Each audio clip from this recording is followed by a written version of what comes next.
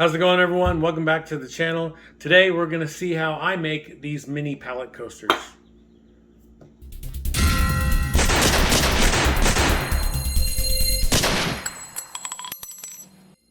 So I was sitting in the shop one day. I had just cut a bunch of stuff on the table saw, and I was literally probably waiting for glue to dry or lacquer to dry, and I was cleaning up a little bit, and underneath the table saw I had a ton of really thin strips of basically 3/4 material. And I was like, man, like any other woodworker, I don't like to throw wood away at all. There's got to be something I can do with this, that I thought. And I remembered, this wasn't my idea, but I remembered seeing something similar to one of these on Pinterest, I think it was, a long time ago. And it popped into my head that I could try to make a little pallet coaster with all these strips that I had. So I set to work doing it, and I made like two of them, and everybody loved them that I showed them to. I think my kids have those two original ones. So I set out to just make a batch out of them and see how they come out, see how they sell, see if anybody likes them or wants to buy them. So I made a bunch of them. So I sell them in, packs of 4, and they're really easy to make. You can make them with scraps, which is what I did the first time. You'll see in this video that I actually make these without a thin rip jig. Next time I do this, I'm definitely going to buy a thin rip jig and do it to make it easier and more faster and more efficient and more accurate, so that they're all exactly the same. But I mean, it still came out pretty good. I've had my eye on the Rockler thin rip jig for a while now, so any excuse to buy a new tool, right? But anyway, today I'm going to show you how to make these. Let's get to it. So, like I said, the first time I made these, this batch anyway that you see here, I made them as small as I felt comfortable with on my saw, but I have a really, really good saw with a very accurate fence, so, not everybody has that. I believe it would be probably safer and more accurate with any general saw if you actually use the thin rip jig. And again, I just been wanting one, so I'm going to do it with that next time, because I think, it would be just safer in general, even on my saw. But in any case, you basically only need 2 different sizes here.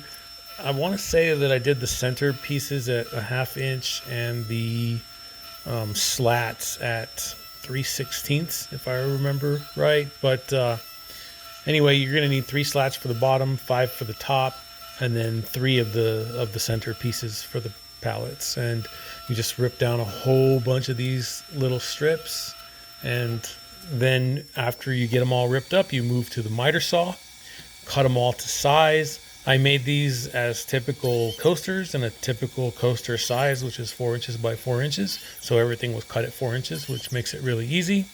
And then I just stacked them up and got them ready to assemble.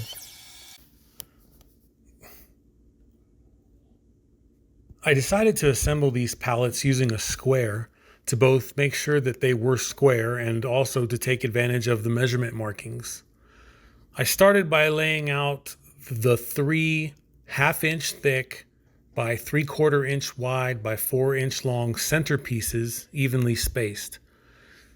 So that means the first one would be from 0 to 3/4 of an inch, followed by a 7/8 inch space, followed by the second piece in the center from 1 5/8 of an inch to 2 3/8 of an inch, followed by another 7/8 inch space, followed by the last piece from 3 1/4 inches to the 4 inch mark. Once those 3 were in place, I attached the 3 bottom slats.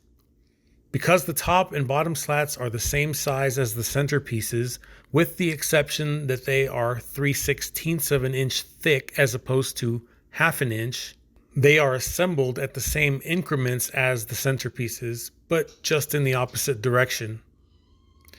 All I did here was to add a small drop of Titebond 2, where each slat would lie across the center pieces, and then secured them in place with a single 5/8 inch long 18 gauge brad nail.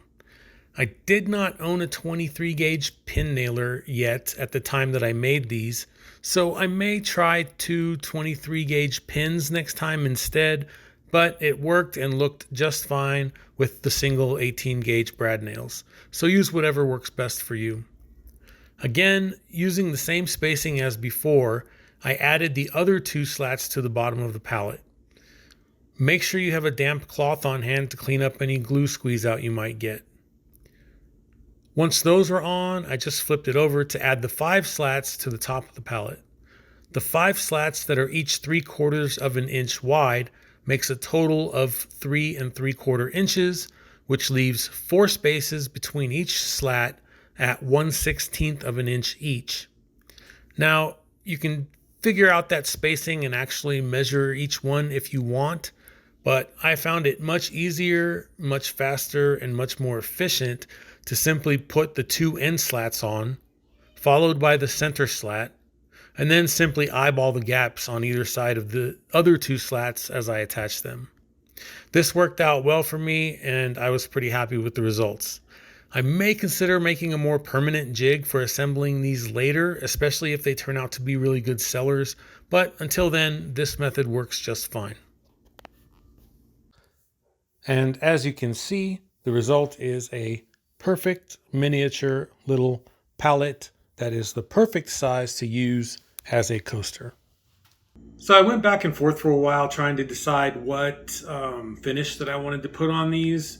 And I just ended up going with regular old lacquer, spray rattle can lacquer, because it's so simple and easy to apply. It dries so quickly. It just makes life so much more easy than dealing with something like poly or even polyacrylic or something like that. But lacquer is a good solid finish for a coaster, so I'm okay with that. And I am super happy with the results. So time will tell how popular these will or won't be, and we'll see if I make a whole lot of them or I don't make very many at all. But if I continue to make them, at some point I'm going to have to think about designing some sort of a holder for them, and I've been playing around with the idea of making something that looks like a pallet jack. So if I make one, I will shoot a video for that so that you guys can see how I do that, or you can come up with something of your own. Let me know in the comments if you can think of anything else that might be cool. But that's going to do it for this video. So do me a favor, do all those things the algorithm likes, like, subscribe, hit the bell icon, whatever. And we'll see you on the next one. So as always, thanks for watching. Stay safe, happy woodworking, and I'll see you next time. I sell them, I make them and sell them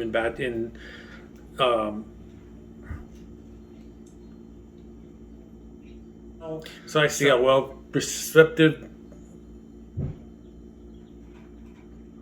So do me a favor, do all those things the algorithm